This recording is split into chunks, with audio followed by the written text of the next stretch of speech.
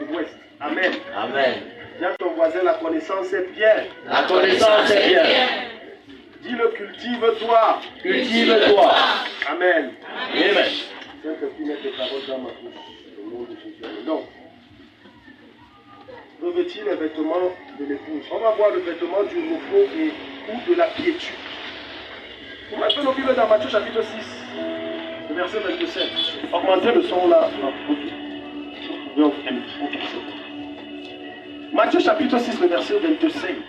Alléluia. Amen. Écoute.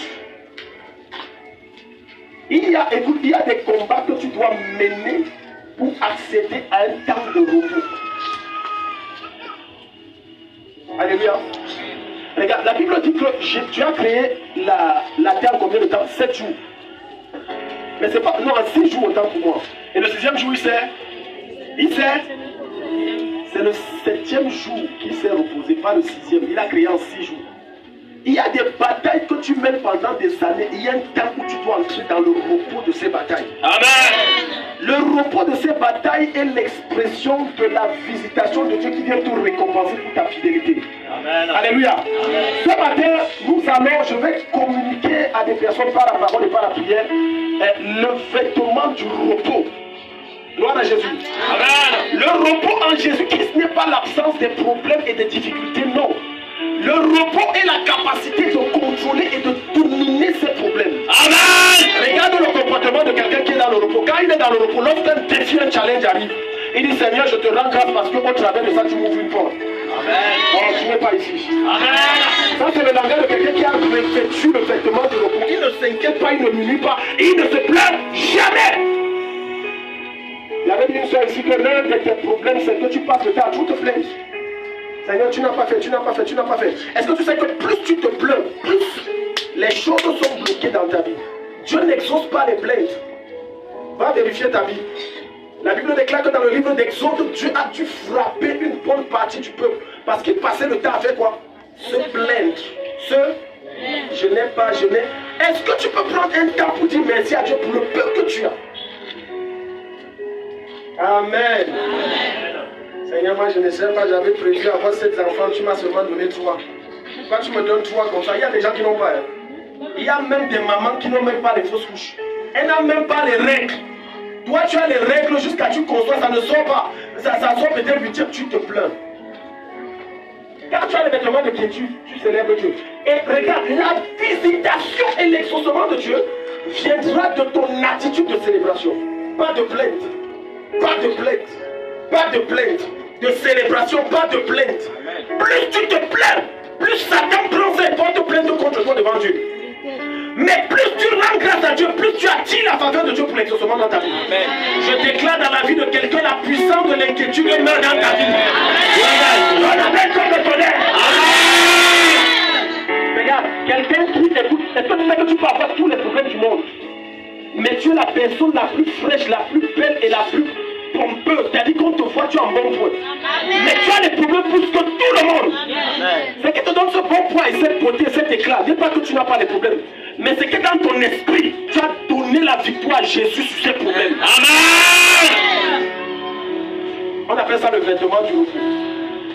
C'est un vêtement qui fait que tu ne t'habilles plus par rapport aux circonstances. Tu t'habilles selon ce que Dieu dit que tu es. Amen. Ah, tu n'es pas là.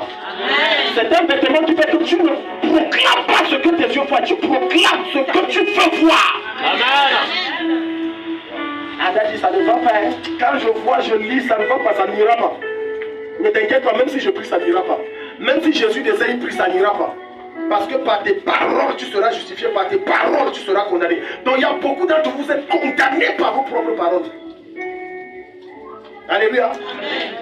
Quand tu as le vêtement de la quiétude ou du repos, tu as un style de langage de grandeur. Tu as le langage de quoi? De grandeur. Parce que si tu laisses ce vêtement modifier ta mentalité, ta perception des choses, tu ne vois plus ta personnalité comme un petit homme, mais tu vois en toi un grand. Amen. Et cette grandeur que ce vêtement te fait percevoir t'amène à te comporter comme tel. Amen. Matthieu 6, 25, lisons ça un peu, regardons ce que le Seigneur va nous dire. Matthieu 6, 25. Écoute-moi, je le redis. Si la parole de Dieu ne peut pas te changer ni amener une solution dans ta vie, aucun homme de Dieu, quelle que soit son notion, ne peut amener. La source des solutions à tout problème, peu importe la qualité, c'est la parole de Dieu. Amen. Tu vivras les promesses de Dieu proportionnellement à ta consécration, à la parole de Dieu. Amen. Ton problème, c'est que tu te dis qu'il faut que je prie pour que tu aies la solution. C'est faux. Il faut que tu connaisses Christ pour que tu aies la solution. Tu n'as pas compris, regarde. Jésus nous dit dans Matthieu, Jean chapitre 8, le verset 33, je pense, il dit, vous connaissez la vérité vous rendra libre. C'est la connaissance de qui est Christ. Parce que celui qui connaît qui est Christ et s'attelle à ressembler à Christ commence à marcher dans la domination sans prier. Il y a des démons qui continuent à te pourchasser parce que tu n'as pas la connaissance de qui tu es en Christ. Vraiment, tu sais, le marabout est sorti, il a dit que ma vie est bloquée. Souvent, vos vies sont bloquées pas à cause des proclamations du marabout. Mais vos vies sont bloquées parce que ta tête a conçu le blocage. Alors, ça se bloque. Il n'y a aucun esprit que le marabout a envoyé. Je suis souvent choqué de voir certains chrétiens qui mettent Satan au-dessus de Dieu. Ah, on a dit que le gars là c'est un grand marabout. Tu n'as pas pris ça. Ah, si tu es passé devant sa maison, non, c'est que la poisse te suit. Cherche le parti pris pour toi. Quelle poisse?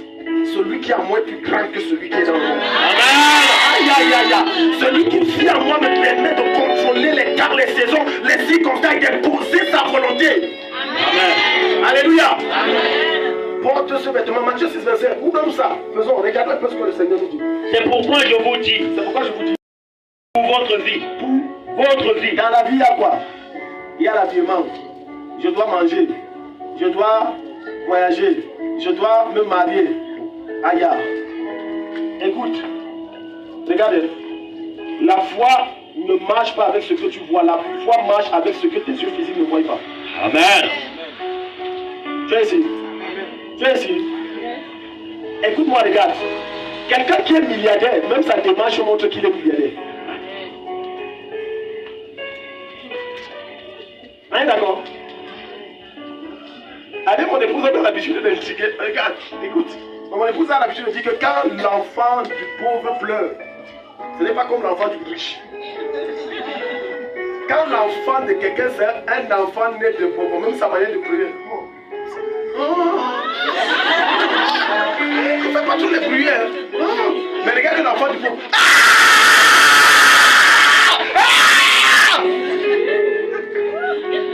C'est différent. Alléluia.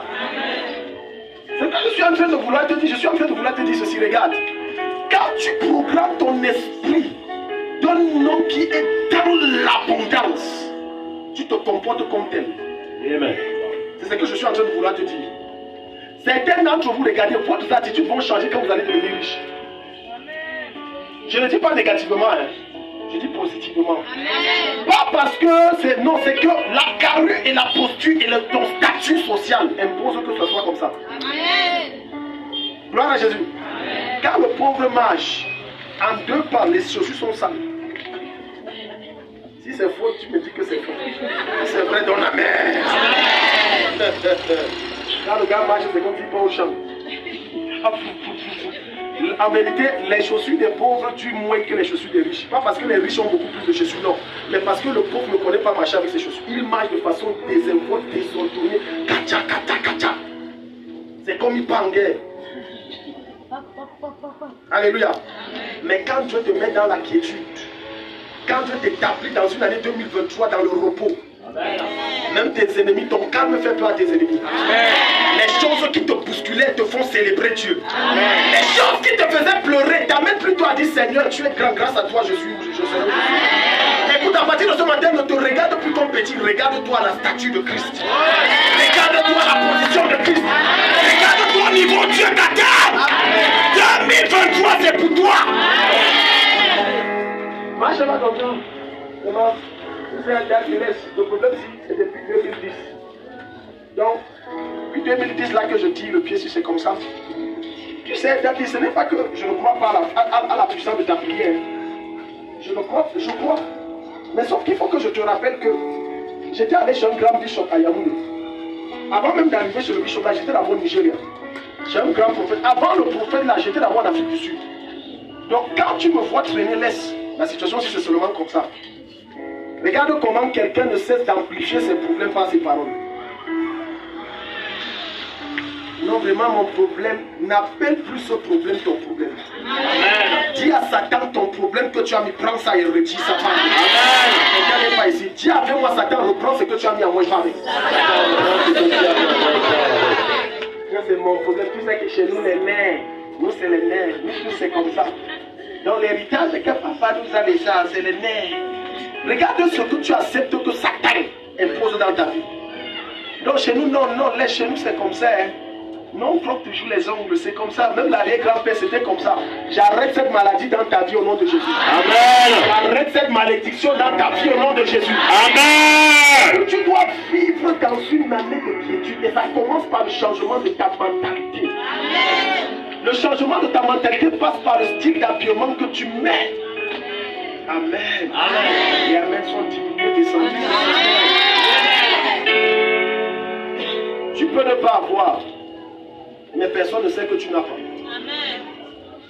Tu es ici. Amen. Quand tu exposes ta pauvreté par ton habillement, tu attires davantage la pauvreté. Écoute, ce que je te dis, je ne te dis pas d'aller devant un shopping et tu regardes, tu dis que tu prends. Parce qu'il y a aussi les gens qui ont le gros cœur et les longs yeux. Il ne prend pas ce qui est à la mesure de ses poches, il prend ce qui dépasse ses poches. Moi, je fais seulement ça. Je me rappelle quand on était petit, quand papa nous amenait souvent le soir dans les supermarchés pour prendre les petits machins là. Je crois que c'était ma soeur, bref, j'avais un de mes frères là. Donc quand on arrive, on dit choisir, lui il veut seulement le gros. Alléluia. Je pense que les mamans et les papas peuvent se rappeler de leurs enfants. Tu vas mettre ton enfant comme ça, il veut seulement ce qui est gros. Il ne veut pas la qualité, il veut seulement ce qui est gros. Et regarde, et c'est comme ça que même quand on était petit, on prend 50, on donne aux grands frères. On prend... Non, on prend 50, on donne aux petits frères. On prend 20, on donne aux grands frères. Il dit que, ah non. Je veux le gros argent. Il y a des chrétiens comme ça, ils veulent seulement des gros. Or, ce que Dieu te donne, c'est une sémence qui produira des nations en toi.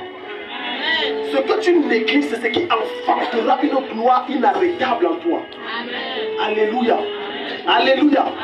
Bien-aimé dans le Seigneur, marcher avec le vêtement de repos exige que tu ne t'inquiètes plus de rien.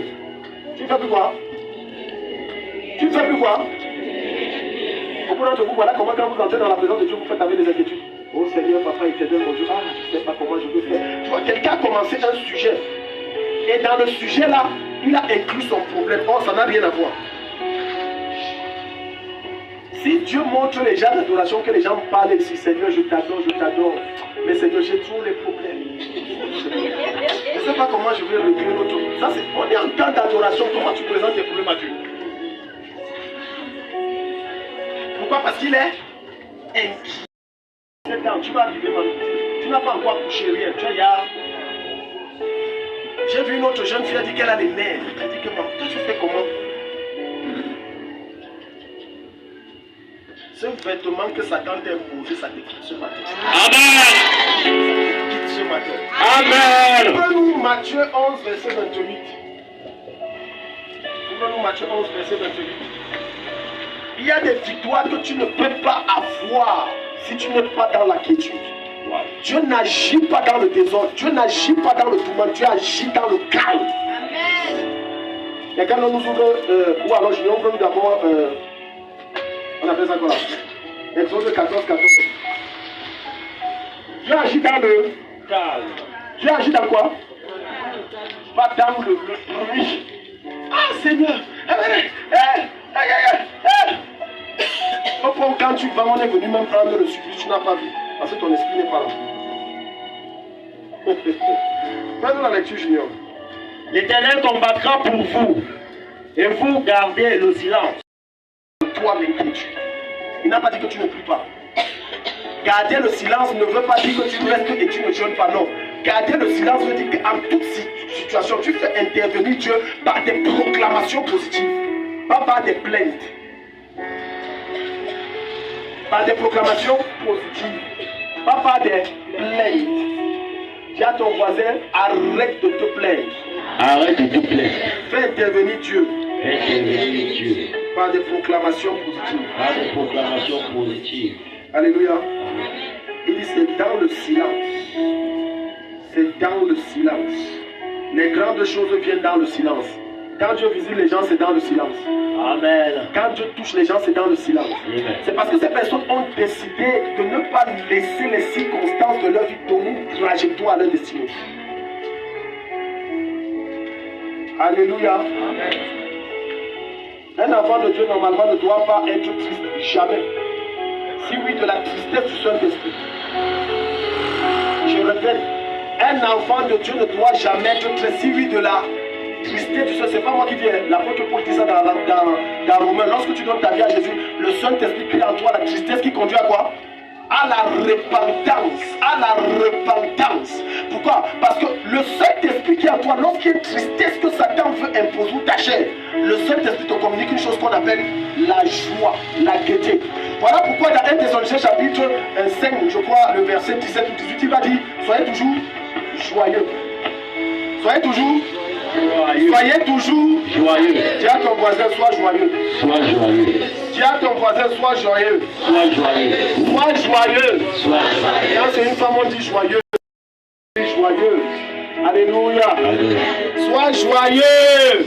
Sois joyeux. Matthieu 11, verset 28, vas-y.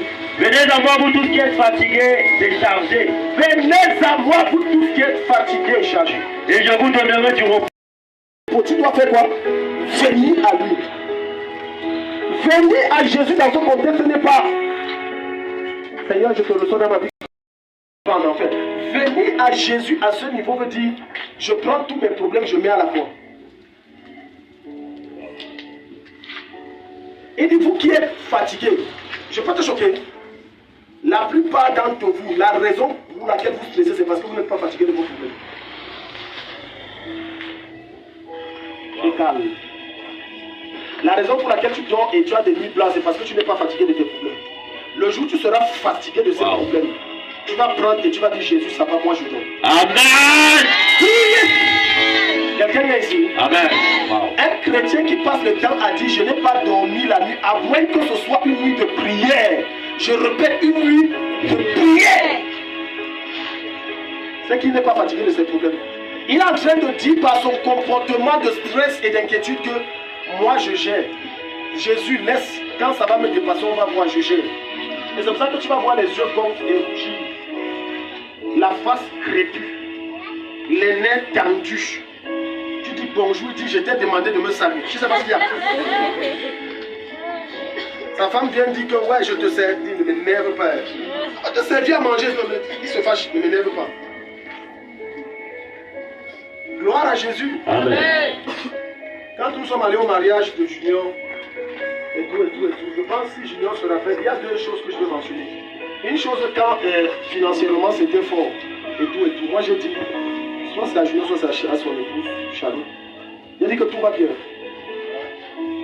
Tout va bien. Parce que Satan, quand il amène la tempête, c'est pour te stresser. Ton stress n'éteint pas la tempête, ton stress augmente la tempête.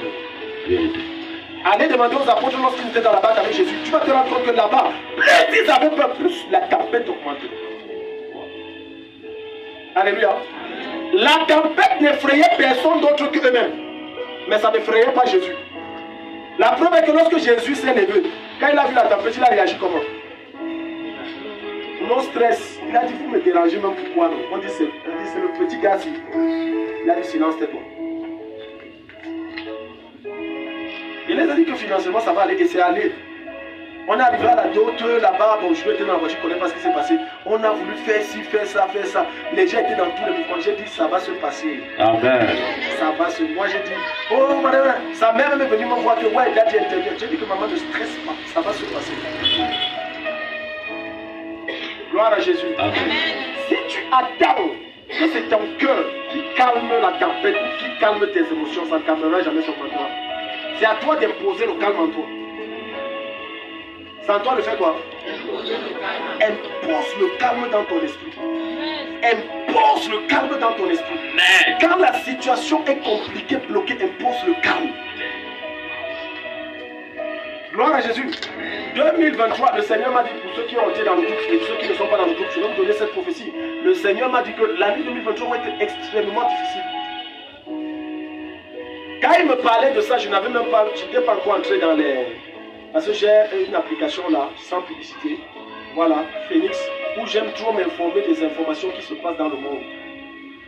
Quand je finis de prier, Dieu m'a dit que ça serait une année très difficile. Bref, il a dit, l'année sera difficile, la vie va être très compliquée. Ça va aller comme ça, 2023, 2024, ça va être vraiment dur.